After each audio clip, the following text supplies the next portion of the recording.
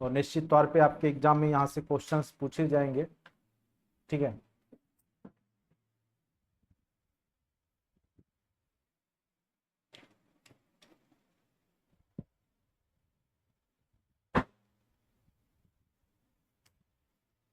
Good evening to all.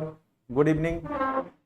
चलिए आज का जो सेशन हम लोग स्टार्ट करते हैं, खास करके आज जो है केमिस्ट्री, और केमिस्ट्री का देखते हैं जो भी चैप्टर हो जाए। सबसे पहले हम लोग आज केमिस्ट्री में परमाणु संरचना को देखेंगे, एटॉमिक स्ट्रक्चर। ठीक है। उसके बाद हम लोग केमिकल बॉन्डिंग को देखेंगे। ठीक। उसके बाद हम लोग पीरियोडिक टेबल पढ़ेंगे। जनरल साइंस के 10-15 क्वेश्चन आपके एग्जाम में पूछे जा सकते हैं। ठीक है। 15 से 20 के आसपास आपके क्वेश्चन जनरल साइंस के पूछे जाएंगे। तो उसमें केमिस्ट्री का 5-6 टॉपिक ही है जो कि बार बार पूछे जाते हैं, उससे बाहर पूछा नहीं जाता है। इसीलिए ये सब टॉपिक आसानी से बन जाता है, तो हम लोग अच्छे से कवर कर लेते हैं।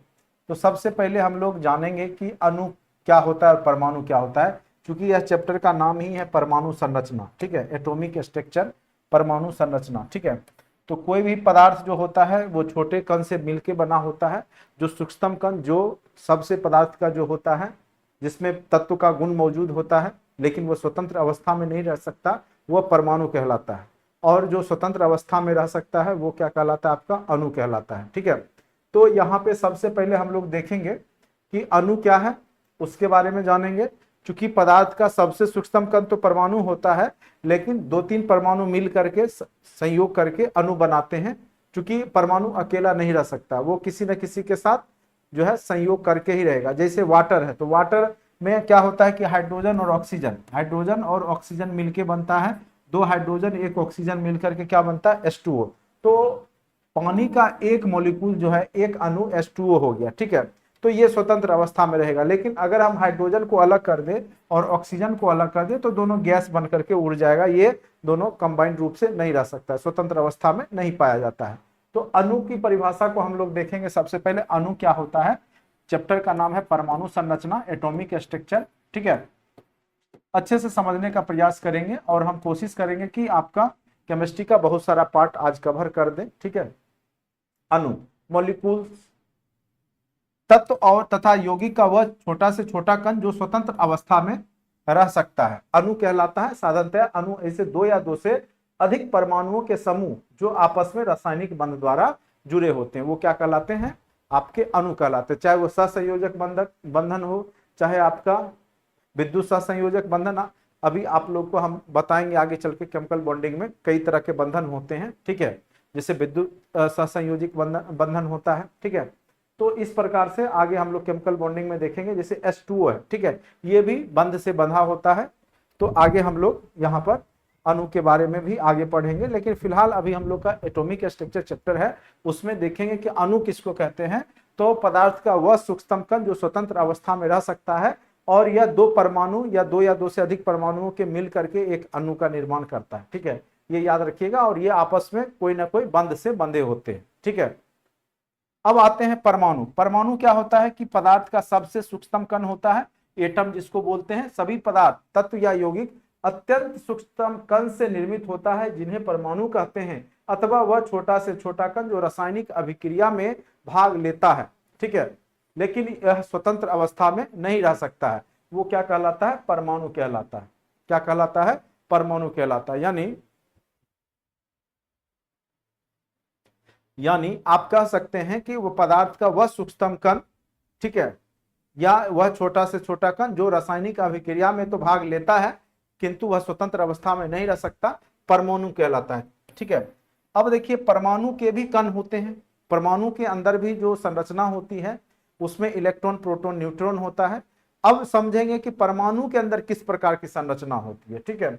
तो परमाणु की जो स्ट्रक्चर होता है वो मेन रूप से आप देखिए, जो आपका परमाणु है वो 3 तत्वों से आप कह सकते हैं मिल करके, 3 कणों से मिलकर के बना होता है। और वो कण क्या है? इलेक्ट्रॉन, प्रोटॉन और न्यूट्रॉन। ठीक है। तो सबसे पहले यहाँ पर परमाणु संरचना के बारे में रदरफोर्ड ने एक्सपेरिमेंट किया था और उसने सोने के फॉइल पे, पत्थर पे प्रयोग किया था। अल्फा किरणों का जब बौछार किया तो उसने देखा जो सेंटर वाला जो पार्ट है, ठीक है, और उसने निर्णय निकाला था कि सेंटर वाला में क्या होता है? धन आवेशी चार्ज होता है, पॉजिटिव चार्ज। जो सेंटर में क्या होता है, धन आवेशित होता है, जो न्यूक्लियस है नाभिक, ठीक है, धन आवेशित होता है। और इलेक्ट्रॉन जो होता है उसके चारों ओर चक्कर लगा रहे होते हैं अपने अपने कक्षा में। एक वृत्ताकार कक्षा, इसी में कक्षा होता है, ठीक है, सेल होता है, सेल के अंदर भी सब सेल होता है, उसमें इलेक्ट्रॉन चारों ओर चक्कर लगा रहे होते हैं। तो रदरफोर्ड ने ही यह एक्सपेरिमेंट किया था। और सबसे पहले इसने एक्सपेरिमेंट किस पर किया था, तो सोने के पत्थर पे। उसने देखा जब अल्फा किरणें का जब इस पे बार करवाया तो देखा कि मैक्सिमम लाइट इस पार से उस पार हो रहा था, लेकिन जब सेंटर में पड़ रहा था लाइट तो वो रिफ्लेक्ट होकर के आ जा रहा था।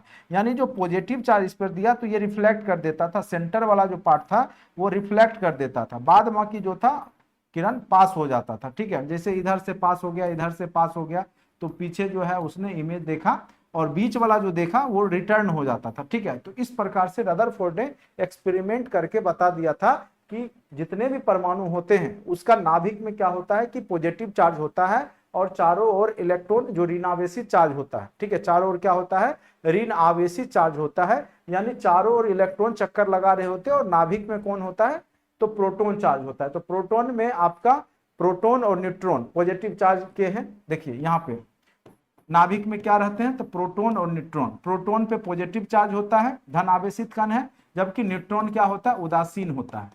न्यूट्रॉन क्या होता है, ना ही पॉजिटिव चार्ज होता है न्यूट्रॉन पे, ना ही निगेटिव चार्ज होता है। क्योंकि यह पॉजिटिव चार्ज है तो सेंटर में प्रोटॉन और न्यूट्रॉन दोनों रहता है। तो परमाणु के नाभिक में क्या क्या उपस्थित रहता है, तो प्रोटॉन और न्यूट्रॉन दोनों रहता है और इलेक्ट्रॉन चारों ओर चक्कर लगाता है। तो जितना आपके प्रोटॉन चार्ज होता है, जितना प्रोटॉन होता है किसी भी परमाणु में, उतने ही इलेक्ट्रॉन भी होते हैं, इसीलिए परमाणु क्या होता है, उदासीन होता है।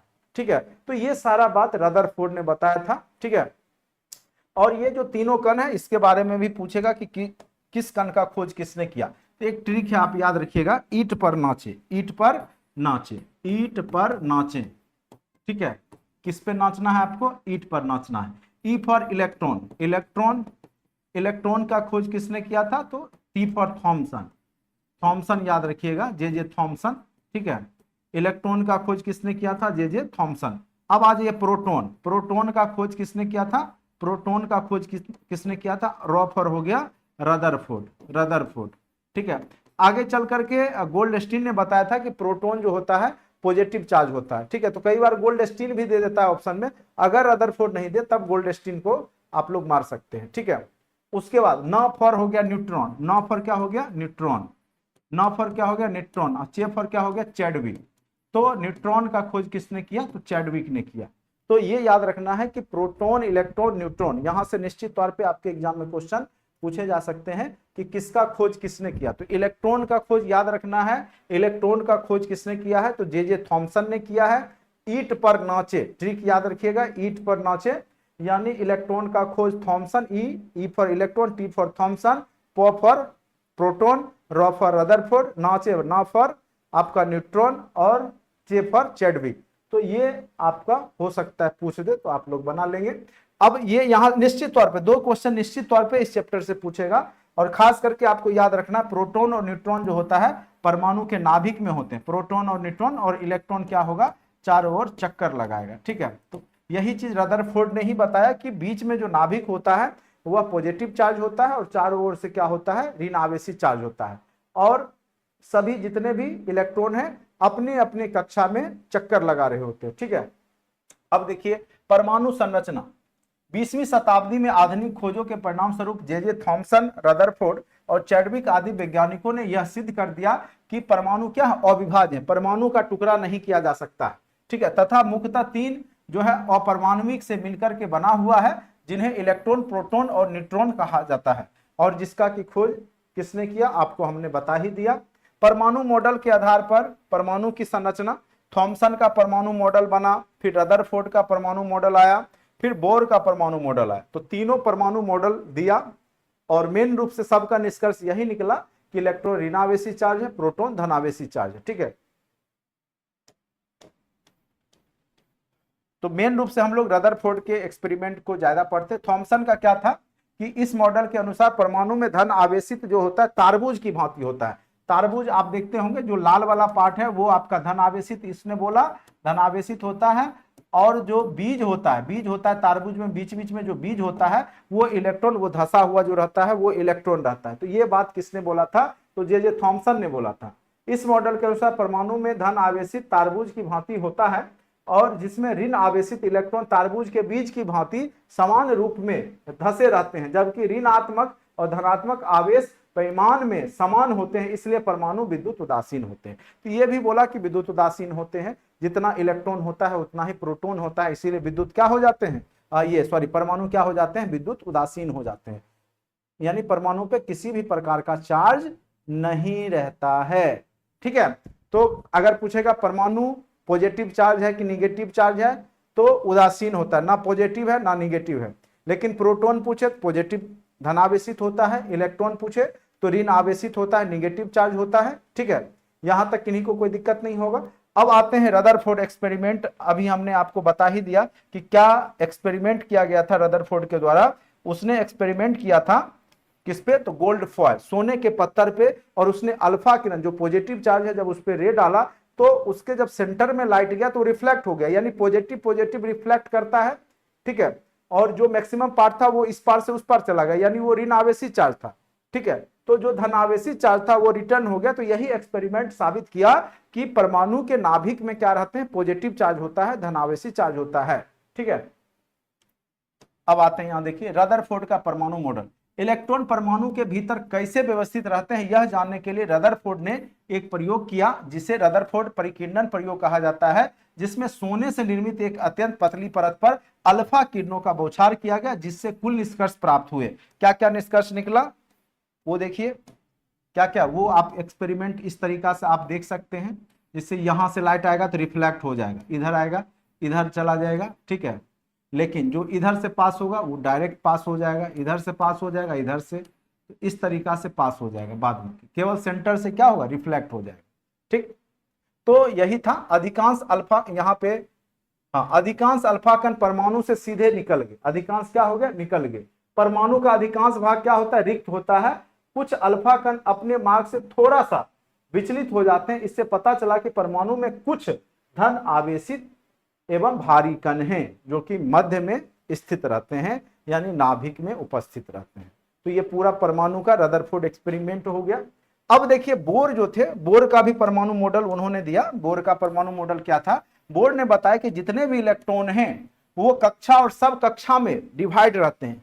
ठीक है, कक्षा सब कक्षा, और मैक्सिमम उसका भी संख्या होता है। जैसे कि पहला कक्षा में 2 ही रहेंगे, अगला में 8 रहेगा, अगले में 18 रहेगा। इस प्रकार से उन्होंने सिद्धांत दिया। अब देखिए क्या दिया वो देखते हैं। इलेक्ट्रॉन केवल कुछ निश्चित कक्षाओं में ही चक्कर लगाते हैं।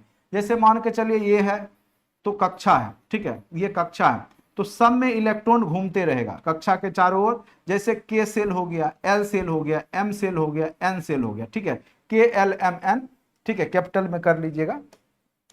तो बोर का मॉडल यही कहता है कि जितने भी इलेक्ट्रॉन होते हैं परमाणु के, वो अपने अपने कक्षा में घूमते रहते हैं। ठीक है, अपने अपने कक्षा में रहते हैं। ठीक, तो सबसे पहला कक्षा को उसने बोला के नाम दिया, दूसरे को एल नाम दिया, तीसरे को एम दिया, चौथे को इस प्रकार से उन्होंने एन दिया। ठीक है, तो के में मैक्सिमम 2n² का फॉर्मूला दिया। 2n², मैक्सिमम इलेक्ट्रॉन जो हो सकता है किसी भी कक्षा में 2n² के टर्म में होगा। यानी के में यहाँ n का वैल्यू 1 हो गया। पहला सेल में मैक्सिमम जो इलेक्ट्रॉन होगा 2n², यानी 2 गुने 1 हो गया आपका 2। तो पहला कक्षा में 2 ही इलेक्ट्रॉन मैक्सिमम रह सकता है। दूसरा कक्षा में कितना रहेगा, 2n², 2n के जगह 2 कर लीजिए, 2² तो दूसरा कक्षा में कितना होगा, 2 दूनी 4 दूनी 8। तो दूसरा कक्षा में कितना, यानी L जो सेल में होगा वो 8 इलेक्ट्रॉन रह सकते हैं। फिर तीसरा में कीजिए 2 × 3 का स्क्वायर, यानी 9 दूनी 18। तीसरा कक्षा में कितना हो जाएगा, M में 18 इलेक्ट्रॉन होंगे। इसी प्रकार से इलेक्ट्रॉन सारा व्यवस्थित रहता है। यानी कक्षा में, यह बात किसने बोला, बोर ने बोला। और कक्षा में भी उप कक्षा होता है। कक्षा में भी क्या रहेगा, उप कक्षा होगा, सब सेल रहता है। और उसका इन्होंने जो बताया sp_df, किसमें रहेगा, sp_df के फॉर्म में। ठीक है, s में मैक्सिमम 2 इलेक्ट्रॉन रह सकता है, p में 6, d में 10 और f में 14। ये अंदर में भी, कक्षा के अंदर भी उप कक्षा होता है जिसमें इस तरीका से व्यवस्थित रहेगा। पहले एस में जाएगा, फिर पी में जाएगा, फिर डी में जाएगा, फिर एफ में जाएगा। तो बोर का भी जो सिद्धांत है कक्षा उपकक्षा के बारे में इन्होंने बताया। ठीक है, तो अब इसके बारे में थोड़ा सा जान लेते हैं। देखिए, इलेक्ट्रॉन केवल कुछ निश्चित कक्षाओं में ही चक्कर लगा सकते हैं, जिन्हें इलेक्ट्रॉन की विविक्त कक्षा या डिस्क्रीट ऑर्बिट्स कहते हैं। इन कक्षाओं की ऊर्जा स्तर है, यह कक्षाएं अंग्रेजी अक्षर KLMN के टर्म में लिखे जाते हैं, जिसमें 1 2 3 4 द्वारा प्रदर्शित किया जाता है। यानी cell number 1, cell number 2, cell number 3 इस प्रकार से प्रदर्शित होता है। तो यानी K जो है आपका, K में आपका 2 मैक्सिमम इलेक्ट्रॉन, L में आपका 8, M में आपका 18, इसी प्रकार से आगे बढ़ते जाता है 2n² में। अब आते हैं कोष, उपकोष और कक्षक। इलेक्ट्रॉन जिन वृत्ताकार पथ में चक्कर लगाते हैं उसको क्या बोलते हैं? कोष। जैसे ये हो गया, इसके चारों ओर लगा रहा, तो ये क्या हो गया आपका? कोष हो गया। ठीक है, या कक्षा भी इसको बोलेंगे। उसके बाद प्रत्येक कोष अथवा अधिक उपकोषों में विभाजित होता है, और प्रत्येक कोष भी विभाजित होता है SPDF के टर्म में। ठीक है, उसी को उपकोष, उप कक्षा भी बोलेंगे, सब सेल बोलते हैं। तो इस प्रकार से इलेक्ट्रॉन जो होता है वो आपका विभाजित रहता है कक्षा के अंदर, और फिर उपकक्षा में भी विभाजित रहता है। ठीक है, तो कई बार यहाँ पे इलेक्ट्रॉनिक विन्यास भी आपको पूछ दिया जाता है इससे। तो इलेक्ट्रॉनिक विन्यास जो होता है अरेंजमेंट करने का, वो इसी आधार पे हम लोग कर सकते हैं। जैसे मान के चलिए आपका दे दिया कार्बन, दे दिया, तो कार्बन की परमाणु संख्या क्या होती है? 6 होती है। तो कार्बन का 6 होता है, तो सबसे पहला कक्षा में हमने बोला कितना इलेक्ट्रॉन रह सकता है? तो 2 ही इलेक्ट्रॉन रह सकता है। ठीक है, दूसरा कक्षा मैक्सिमम कितना रह सकता है? 8। लेकिन इसके पास तो अगर देंगे तो 2 और 4 ही होगा, 6 पूर ही गया, क्योंकि कार्बन का परमाणु संख्या क्या होता है? 6 होता है। तो पहला में S में 2, और दूसरा, अब इसको हम जब लिखेंगे तो क्या लिखेंगे? पहला कक्षा 1s2, फिर दूसरे कक्षा में sp में जाएगा 2s2 और 2p2। तो यहाँ पे 2 2 4 2 6 पूर गया। यानी मैक्सिमम आपका पहला कक्षा में 2 था, तो 1 में आपका 2 पूर गया, और यहाँ पे मैक्सिमम आपका 8 जा सकता था, लेकिन यहाँ पे हमारे पास परमाणु संख्या 6 ही है। तो 2 पहला कक्षा में चला गया, तो दूसरा में 4 ही बचेगा, तो दूसरा में 2s2 और 2p2 में चला गया। तो इसका आपका इलेक्ट्रॉनिक विन्यास क्या हो गया? 1s2 2s2 2p2। इसी प्रकार से हम लोग बनाते हैं। ठीक है, तो कई बार आपको इलेक्ट्रॉनिक विन्यास भी दे देता है कि क्या होगा। जैसे एल्युमिनियम हो गया, या सोडियम का ले लेते हैं, एक और एग्जांपल लेकर के दिखा देते हैं आपको। Na, सोडियम का क्या होता है? 11 होता है। तो पहला कक्षा में हमने बोला मैक्सिमम 2 रहेगा, दूसरा में 8 रहेगा। अब बचा कितना? 1 ही बचा ना, तो इसमें चला गया 1। तो हम इसको क्या लिख सकते हैं? 1s2 पहला वाला भर गया। अब दूसरा कक्षा में जाएगा 2s2 2p, 2 2 4 6 10, फिर 3s1। ठीक है, तो अब तीसरा में चला जाएगा, चूंकि दूसरा कक्षा में 8 ही रहेगा, तो P और S मिला के 8 पूर गया, 6 2 8। अब चला गया वो तीसरा कक्षा में। ठीक है, तो 3s1, चूंकि हमने बताया था K में 2 रहेगा पहला में, दूसरा में आपका 6 रहेगा, तीसरा में मैक्सिमम, दूसरा में सॉरी 8, और तीसरा में आपका 18। तो यहाँ देखिए दूसरा कक्षा 2 2 दोनों मिला के 8 पूर गया, यहाँ 2। तो अब जो तीसरा कक्षा में जाएगा फिर S में चला जाएगा, तो ये 3s1 हो गया। तो इसी प्रकार से हम इलेक्ट्रॉनिक विन्यास भी निकाल लेते हैं किसी भी जो भी परमाणु संख्या है उसका। अब यहां पर हम लोग समझेंगे कि परमाणु संख्या किसको बोलते हैं, द्रव्यमान संख्या किसको बोलते हैं। ठीक है, परमाणु संख्या, द्रव्यमान संख्या, समस्थानिक, संभारिक, ये सब निश्चित तौर पे आपके एग्जाम में पूछे जाते हैं। ठीक है, तो उसको पहले हम लोग देख करके समझ लें, उसके बाद आगे।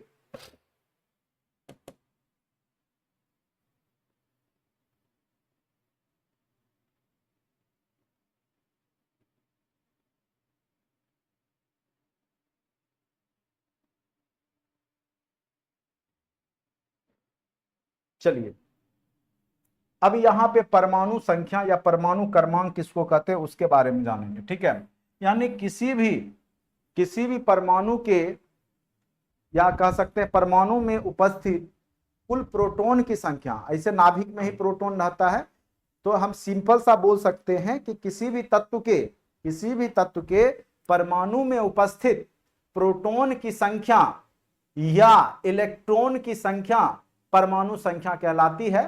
चूंकि प्रोटॉन और न्यूट्रॉन क्या होता है, किसी भी परमाणु में बराबर होता है। हमने पहले ही बोला कि जितना नंबर ऑफ प्रोटॉन होगा, जितना प्रोटॉन की संख्या होगा किसी भी परमाणु में, प्रोटॉन की संख्या जितनी होगी उतना ही क्या होगा, इलेक्ट्रॉन की भी संख्या होती है। इसीलिए तो यह उदासीन होता है, जितना पॉजिटिव उतने निगेटिव, इसीलिए बराबर हो गया, उदासीन हो गया।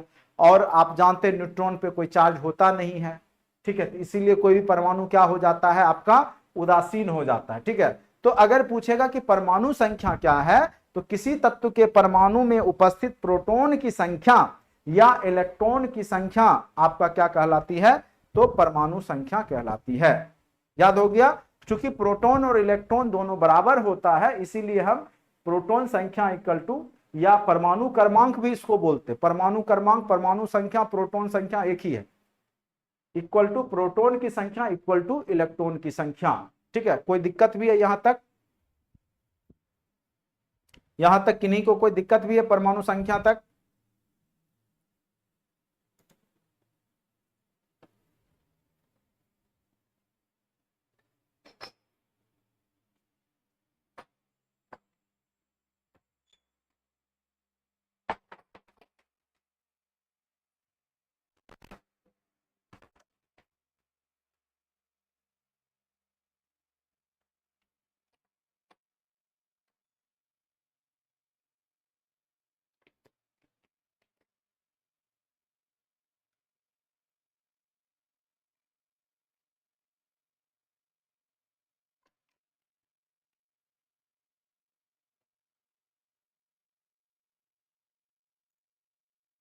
अब आते हैं द्रव्यमान संख्या। द्रव्यमान संख्या क्या होता है, किसी भी परमाणु में उपस्थित प्रोटॉन की संख्या और न्यूट्रॉन की संख्या मिलकर के क्या बना देगा, द्रव्यमान संख्या, ठीक है।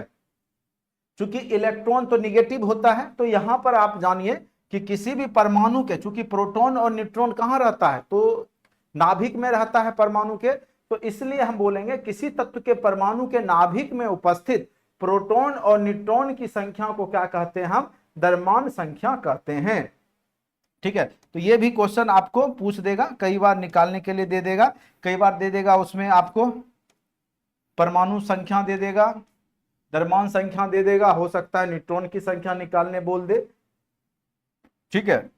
तो यहां पे आप लोग बना सकते हैं, जैसे सोडियम है, ठीक है, तो सोडियम का द्रव्यमान संख्या 23 होता है और परमाणु संख्या क्या होता है, 11 होता है। तो इसमें पूछेगा कि न्यूट्रॉन कितना होगा, तो सिंपल सी बात हम जानते हैं, द्रव्यमान संख्या इक्वल टू क्या होता है, proton plus neutron, proton plus क्या हो जाता है, न्यूट्रॉन। तो प्रोटॉन यहाँ पे कितनी है, तो इलेक्ट्रॉन या प्रोटॉन 11 हो गया, और न्यूट्रॉन कितना होगा, तो न्यूट्रॉन निकालना है, द्रव्यमान कितना हो गया, 23, तो न्यूट्रॉन इक्वल टू क्या हो गया, 23 में से 11 गया तो कितना बचेगा, 12। तो इस तरह के भी क्वेश्चन पूछे जा सकते हैं, प्रोटॉन और न्यूट्रॉन किसके बराबर होता है, तो द्रव्यमान संख्या के बराबर होता है।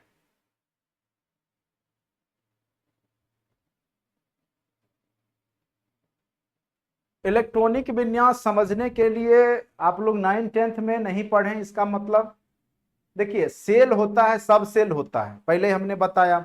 तो एस सेल में जैसे सबसे पहले हमने बताया आपको कि जो इलेक्ट्रॉन होते हैं वो कक्षा में घूम रहे होते हैं, तो पहला कक्षा में के मान लिया हमने, दूसरा को एल मान लिया, तीसरा को एम मान लिया, और बोर्ड क्या बोला कि मैक्सिमम इलेक्ट्रॉन 2n² के टर्म में ही रह सकता है एक कक्षा, पहला कक्षा में। तो पहला कक्षा बराबर 2 × 1 का स्क्वायर यानी 2, तो पहला कक्षा में 2 ही इलेक्ट्रॉन को डालना है, दूसरा कक्षा में 2 × 2 का स्क्वायर, दूसरा कक्षा सेल में, तो 4 दूनी 8 ही रह सकता है, ठीक है। इसी प्रकार से हम अरेंज करते हैं, और उसके अंदर भी एसपीडी के टर्म में अरेंज होता है, ठीक है। अब इसको अगर अब हम समझाएंगे, तो आप लोग जानते ही हैं इंटर में आपको ये पूरा चला होगा, कम से कम 10 क्लास का चला होगा इलेक्ट्रॉन प्रोटॉन, ठीक है, या 9th-10th में भी बहुत अच्छे से बताया गया होगा। हमने थोरोली बस बता दिया कि इसके अंदर भी एसपीडीएफ के टर्म में होता है। जैसे मान के चलिए हमने एग्जांपल दे दिया सोडियम का, Na का, तो सोडियम का पहला कक्षा में हम मैक्सिमम 2 इलेक्ट्रॉन रख सकते हैं, दूसरा कक्षा में हम कितना रख सकते हैं, 8 रख सकते हैं मैक्सिमम, तो 2 8 10 हो गया, 11 होता ही है, तो तीसरा में तो एक ही बचा, ठीक है। और दूसरा कक्षा में आप देखिए 1s2, पहला में पहला कक्षा लिख दिए, पहला कक्षा में भी अब सब कक्षा एस हो गया तो एस में 2 गया, अब 2 ही जाना ही है, वो एस में चला गया, अब पहला कक्षा में नहीं जाएगा, दूसरा कक्षा लिख दिए। अब दूसरा कक्षा में भी एस पी डी सब होगा, तो दूसरा कक्षा में एस में 2 चला गया, तो 2 2 4 हो गया, पी में जाएगा तो 1s2 2s2 2p में कितना जाएगा 2 2 4 ऑलरेडी चला गया है, तो 6 चला जाएगा। मैक्सिमम आपका दूसरा कक्षा में 8 ही जा सकता है ना मैक्सिमम, तो दूसरा में भी दूसरा 2 6 8 पुर गया।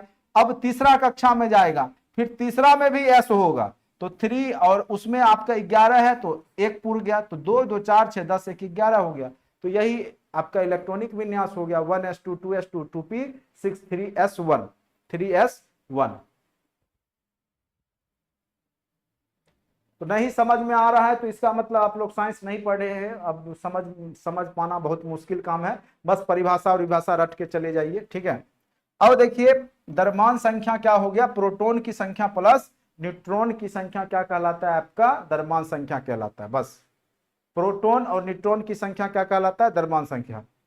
बहुत लोग को याद भी होगा द्रव्यमान संख्या कितना होता है, या कम से कम परमाणु संख्या तो याद ही होगा, जैसे कार्बन का 6 होता है, नाइट्रोजन का 7 होता है, ऑक्सीजन का 8 होता है, ठीक है। इसी प्रकार से एल्युमिनियम का जैसे 13 हो गया, सोडियम का 11 हो गया, पोटासियम का, ठीक है, के 19, ठीक है। तो इस प्रकार से थोड़ा बहुत याद रखना पड़ता है, नहीं भी याद है अगर क्वेश्चन देगा तो साइड में लिख देता है इतना परमाणु संख्या, ठीक है, इसीलिए घबराने की जरूरत नहीं है। अब देखिए संयोजी इलेक्ट्रॉन का कॉन्सेप्ट आया यहां।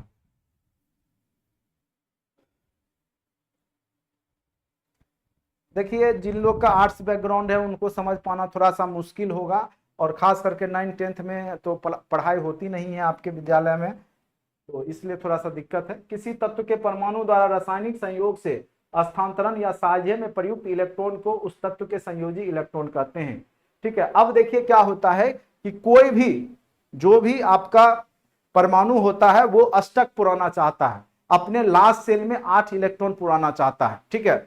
उससे क्या होता है कि वह अस्थायित्व उसको मिल जाता है, वह समाप्त नहीं हो सकता है, ठीक है। तो अष्टक पुराने के लिए वो क्या करता है कि इलेक्ट्रॉन का त्याग करेगा या इलेक्ट्रॉन को ग्रहण करेगा। जैसे सोडियम और अगर क्लोराइड है NaCl है, ठीक है। अब देखिए सोडियम का जो होता है परमाणु संख्या कितना हो गया 2 और 8 और 1, ठीक है। उसी प्रकार से क्लोरीन का 17 होता है 2 8 10 10 7 17, ठीक है। अब देखिए यहां पर क्या होगा, लास्ट सेल में सब चाहेगा 8 ही रहे, तो एक जो रहेगा वो क्या कहेगा इसको दे देगा क्लोरीन को, तो इसके पास भी एक जब आ जाएगा तो 8 पुर गया, और इससे जब इसमें आ गया 8 पुर गया तो ये भी अस्थाई हो गया, ये भी अस्थाई हो गया, दोनों मिलकर संयोग कर लिया तो NaCl बना लिया, दोनों का स्थायित्व प्रदान हो गया। अब इससे कोई रासायनिक अभिक्रिया नहीं कर पाएगा। तो कहने का अर्थ है यहाँ पर कि सभी परमाणु जो भी तत्व है सभी उसके परमाणु चाहते हैं कि उसके लास्ट सेल में 8 इलेक्ट्रॉन रहे, इसी को अष्टक का नियम भी कहते हैं, ठीक है। तो जितना इलेक्ट्रॉन का साझेदारी होगा, ठीक है, वही आपका संयोजी इलेक्ट्रॉन यहां पर कहलाता है।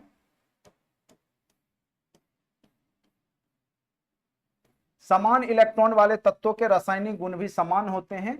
ऐसे तत्व जिनमें के परमाणुओं में संयोजी इलेक्ट्रॉन की संख्या 1 2 या 3 होती है, संयोजी इलेक्ट्रॉन जो आपके, तो वो क्या हो गए आपके लास्ट सेल में जिसमें आपका 1 2 3 इलेक्ट्रॉन हो गया, ठीक है, तो वो आपका धातु हो जाएगा।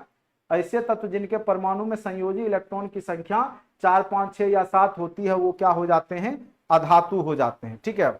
तो इससे भी आप पकड़ सकते हैं कि वह धातु है या अधातु। ऐसे ये अभी हम केमिकल बॉन्डिंग में जब पढ़ाएंगे तो और भी अच्छे से समझ में आपको आएगा, ठीक है।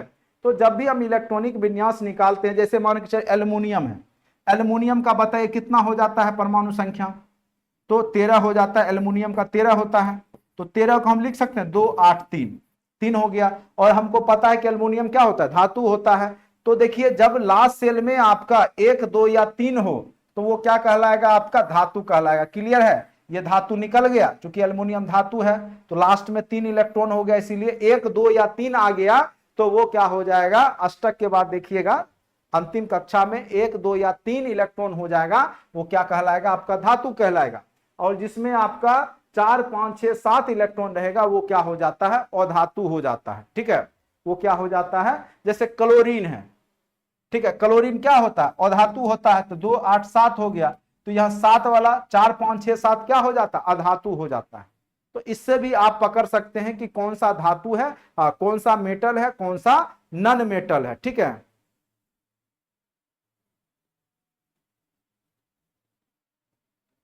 हाँ, न्यूलैंड का जो है आपका अष्टक नियम, न्यूलैंड का जो है अभी पढ़ेंगे पीरियोडिक टेबल में, तब और अच्छे से समझ में आएगा आपको। ठीक है, तो बस यही जानिए, जो इलेक्ट्रॉनिक विन्यास हम निकालते हैं 2 8 कर करके, जैसे सेल में होता है 2 पहला में, फिर दूसरे सेल में 8 बताए फॉर्मूला 2n² के टर्म में रहता है, तो उसी प्रकार से। ठीक है, अब जानेंगे कि समस्थानिक किसको कहते हैं। तो समस्थानिक देखिए कॉन्सेप्ट क्लियर है, नाम से ही क्लियर है, आइसोटॉप किसको कहते हैं, समस्थानिक जिसका स्थान समान हो, यानी जिसकी परमाणु संख्या समान हो और द्रव्यमान संख्या भिन्न हो, उसको हम समस्थानिक कहेंगे।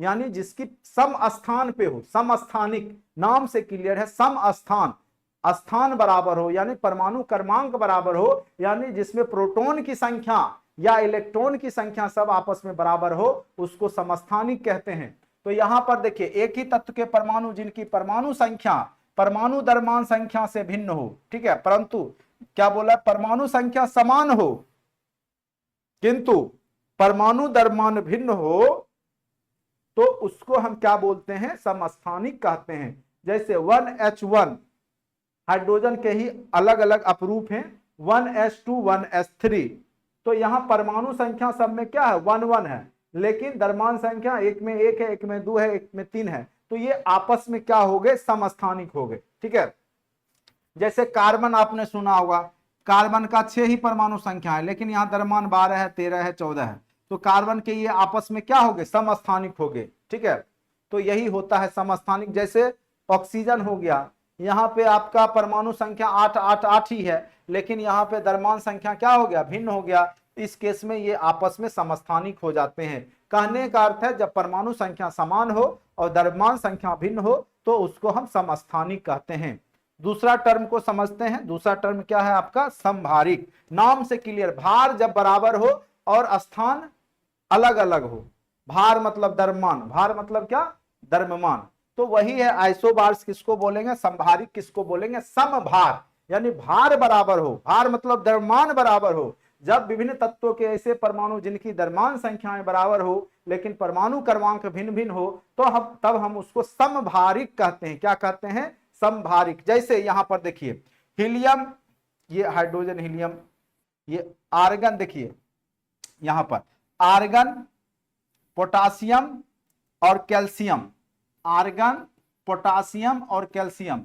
अब देखिए इसका परमाणु संख्या 18, इसका 19, इसका 20 होता है, लेकिन द्रव्यमान देखिएगा सबका बराबर ही होता है, 40 40 ही होता है। तो ये आपस में क्या है, आर्गन, पोटासियम और कैल्शियम आपस में क्या है, तो समभारिक हैं। समझ गए, समस्थानिक समझ गए, समभारिक समझ गए। ठीक है, तो ये सब क्वेश्चन आपको पूछता है, समस्थानिक, समभारिक।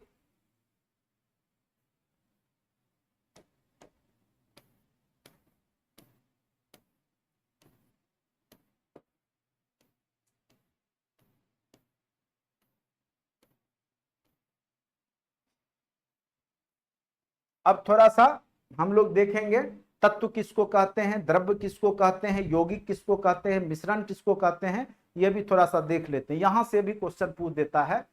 अब मेटर या द्रव्य, एक द्रव्य होता है, एक द्रव्य होता है जो लिक्विड वाला जो होता है, एक द्रव्य होता है सीधे, जो लिक्विड अवस्था, पदार्थ की जो तीसरी अवस्था, दूसरी अवस्था है लिक्विड, उसको हम बोलते हैं द्रव्य। और एक होता है द्रव्य यो वाला, आधा गो वो और यो वाला, ठीक है, वो यो संयुक्त, तो उसको क्या बोलते हैं, मेटर इंग्लिश में। ठीक है, द्रव्य वह जो स्थान घेरता हो तथा जिसमें भार होता है। ठीक है, और द्रव्य के 3 भौतिक अवस्थाएं होती है मेन रूप से, ठोस, द्रव्य और गैस। ठोस, द्रव्य और गैस।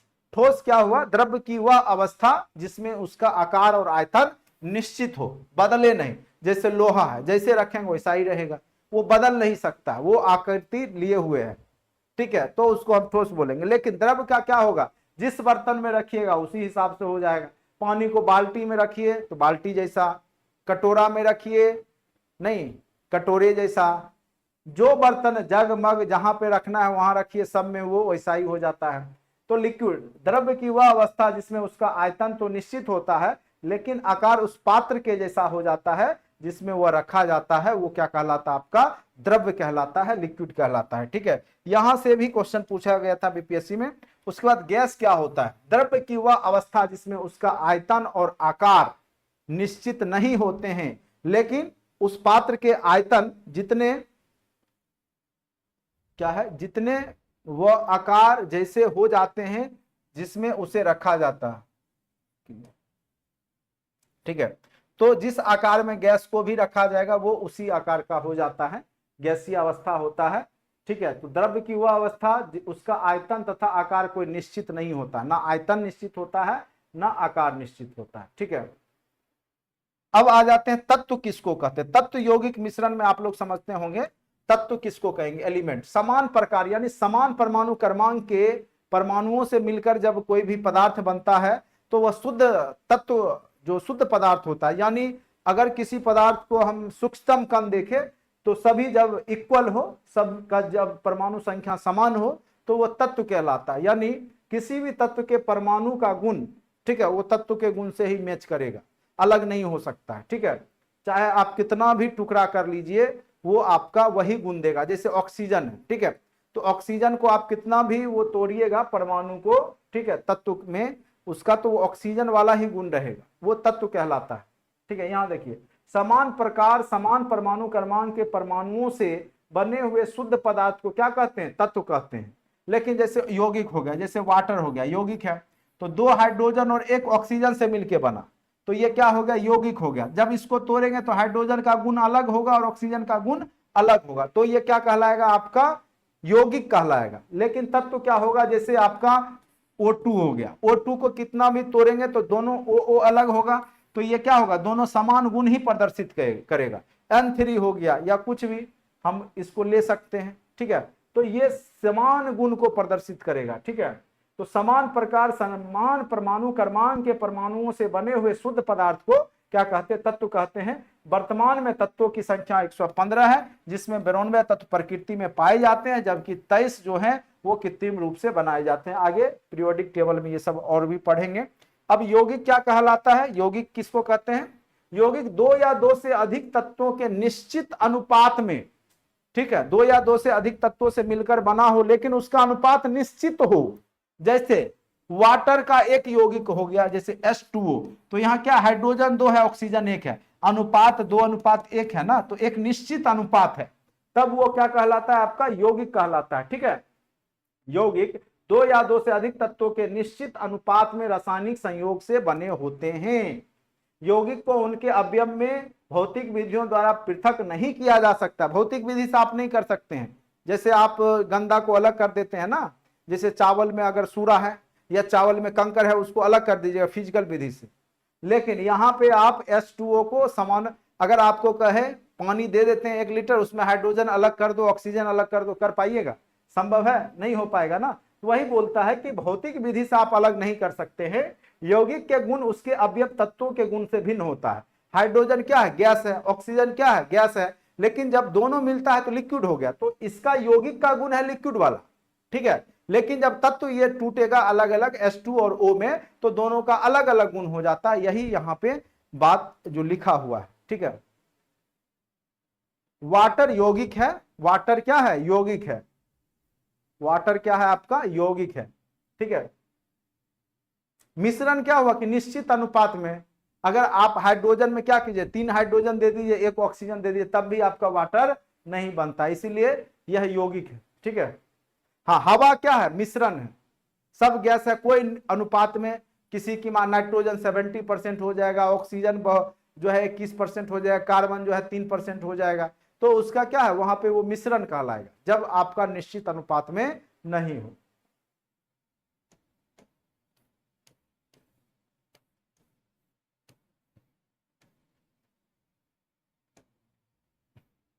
यौगिक के गलनांक और क्वथनांक निश्चित होता है। जैसे आपका वाटर है, कितना डिग्री पे गल जाएगा, 0 डिग्री पे बर्फ बन जाता है, ठोस अवस्था ले लेता है, कितने डिग्री पे वाष्पिक, 100 डिग्री पे वो वेपर बन जाता है। तो वो एक निश्चित फिक्स होता है। यौगिक के प्रत्येक भाग का संगठन समान होता है, अतः यह एक समांगी द्रव्य है। ठीक है, अब आ जाइए मिश्रण, मिक्सचर।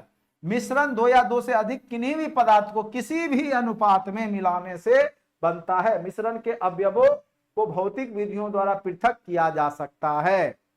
मिश्रण के क्वथनांक और गलनांक निश्चित नहीं होते हैं, अपने अवयवों के गुण को प्रदर्शित करते हैं। मिश्रण समांगी या विषमांगी दो प्रकार के हो सकते हैं। जैसे अगर आपको हम दे दें एक बाल्टी में शरबत, चीनी कह दे मिलाने के लिए, पूरा मिला दीजिए अच्छे से, नहीं, और मिला दीजिए पूरा अच्छे से, ये नहीं कि तेजी में मिलाइए तो नीचे वाला ज्यादा मीठा हो जाएगा बाद में बचेगा, वो नहीं, पूरा अच्छे से मिला लीजिए। जब अच्छे से मिल जाएगा तो आप किधर से भी उठाइए वो उतना ही मीठा होगा, चाहे नीचे से उठाइए चाहे ऊपर से उठाइए, उतना ही मीठा होगा। और वही आप क्या कीजिए, उसमें बालू मिला दीजिए, बालू डाल दीजिए, तो क्या होगा कि ऊपर में आपका बालू कण कम रहेगा, नीचे में ज्यादा रहेगा, तो वो विषमांगी मिश्रण हो गया, समान रूप से पूरा में मिला नहीं होता। तो समांगी मतलब समान रूप से मिल जाना, विषमांगी मतलब समान रूप से नहीं मिलना। ठीक है, चलिए अब आप लोग के इतना हमको ज्ञान नहीं है, यौगिक है, वाटर की मिश्रण है। देखिए मिश्रण तब हम उसको बोलेंगे जब वाटर में हम बालू मिला देंगे, तब उस केस में वह मिश्रण हो जाएगा। किसका? तो पानी और बालू का। ठीक है, तो आप यौगिक को भी मिश्रण बना सकते हैं, लेकिन यौगिक का जो परिभाषा है वो अलग है। ठीक है, चलिए आप लोग विद्वान हैं, आप लोग, चलिए आज इतना ही रहने देते हैं। आपका 2 चैप्टर हमने कंप्लीट कर दिया, एक आपका द्रव्य और उसके रूप, और दूसरा आपका एटॉमिक स्ट्रक्चर। देखिए एटॉमिक स्ट्रक्चर से निश्चित तौर पे आपको 1-2 क्वेश्चन पूछेगा, या तो पूछ दे सिंपल सा पॉजिटिव चार्ज निगेटिव चार्ज वाला इलेक्ट्रॉन प्रोटॉन न्यूट्रॉन का खोजकर्ता पूछ दे। ठीक है, या फिर आपको पूछ दे रदरफोर्ड का एक्सपेरिमेंट से रिलेटेड, प्रोटॉन न्यूट्रॉन कहाँ रहता है, कौन सा चार्ज होता है, या आपको पूछ दे द्रव्यमान संख्या दे दे, प्रोटॉन की संख्या निकाल ले पूछ दे। तो यही सब क्वेश्चन कॉमन पूछे गए हैं। जनरली इलेक्ट्रॉन प्रोटॉन न्यूट्रॉन के खोजकर्ता भी खूब पूछे गए हैं।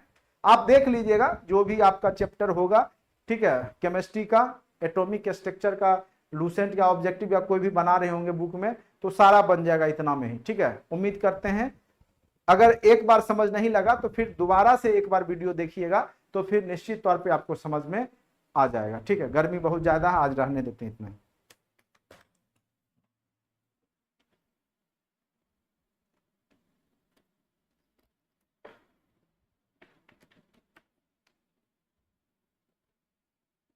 हाँ, औसत जल तो शुद्ध होता है, हाँ, वर्षा का भी जल सबसे शुद्ध होता है, आंसू जल भी बहुत ज्यादा शुद्ध होता है। ठीक है,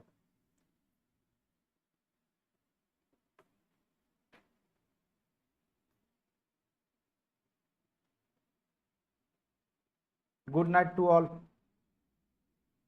उम्मीद करते हैं आपको यह टॉपिक समझ में आ गया होगा। जिनको नहीं आया है वो निश्चित तौर पे अभी तक केमिस्ट्री को या कभी पढ़े नहीं ढंग से, नहीं तो निश्चित तौर पे आता, और नहीं आया तो फिर से दोबारा जरूर वीडियो को देख लीजिएगा। रिकॉर्डेड सेशन में, लाइव सेशन में आपका पढ़ा मिलेगा। ठीक है, तो उसको एक बार अच्छे से देख लीजिएगा, निश्चित तौर पे 1-2 प्रश्न यहाँ से आपको देखने को मिलेगा ही मिलेगा। चलिए आज के लिए इतना ही, धन्यवाद, गुड नाइट टू ऑल।